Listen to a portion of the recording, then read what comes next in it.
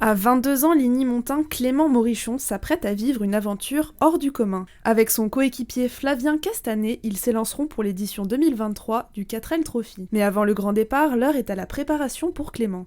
Là, je suis en train de préparer le 4L Trophy. Donc là, c'est tout le matériel que je vais emmener pour si jamais j'ai un pépin mécanique, chose que j'espère n'arrivera jamais.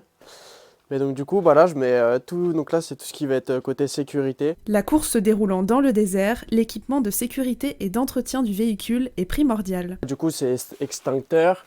Donc ça, c'est les lampes de détresse si jamais je suis perdu dans le désert. Et après, donc une batterie de rechange. Si j'ai un accident, le triangle. Mon matériel, si jamais j'ai besoin de faire de la mécanique sur la 4L.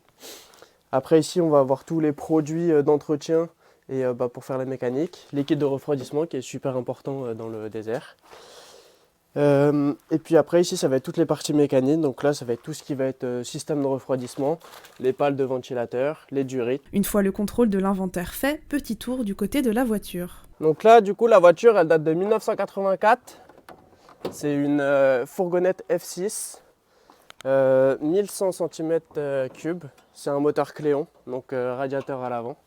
Et donc du coup là on a, moi sur ce moteur là j'ai surtout touché à tout ce qui est donc du coup carburateur et allumeur. Mais pour la faire démarrer, l'étudiant a dû se mettre à la mécanique. Je n'y connaissais rien du tout au début, c'est vraiment, j'ai tout appris sur YouTube, c'est ça un peu la force de notre génération maintenant, c'est que tu peux tout regarder, tout apprendre sur YouTube et sur les forums, tout ça. L'équipage a également dû aménager le véhicule qui va aussi être le lieu de vie pendant la course. Parce que du coup, ce qu'il faut savoir derrière, c'est qu'on a fait donc du coup un aménagement, on a refait toute la menuiserie à l'intérieur. Donc là en fait, là ça va nous permettre de dormir dessus. Donc en avançant un petit peu les sièges, je peux baisser la plaque, j'ai 1m75 pour pouvoir dormir en dessous. C'est la chambre à coucher quoi. Exactement, la chambre à coucher. Après il manque juste un petit matelas pour être tranquille. Et après en dessous, donc là, ici j'aurai des baquets que je suis en train de préparer là. On aura deux grands tiroirs pour mettre mes pièces mécaniques ici.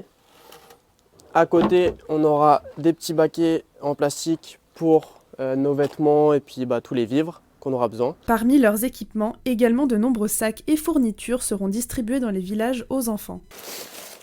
Des sacs avec, donc s'il n'y a pas de stylo, il faut que je mette des stylos et je vais mettre des cahiers dedans. À J-1 avant le départ des 1200 voitures participantes, l'objectif pour le duo yvelinois est avant tout d'aller au bout de l'aventure et de soutenir l'association Les Enfants du Désert.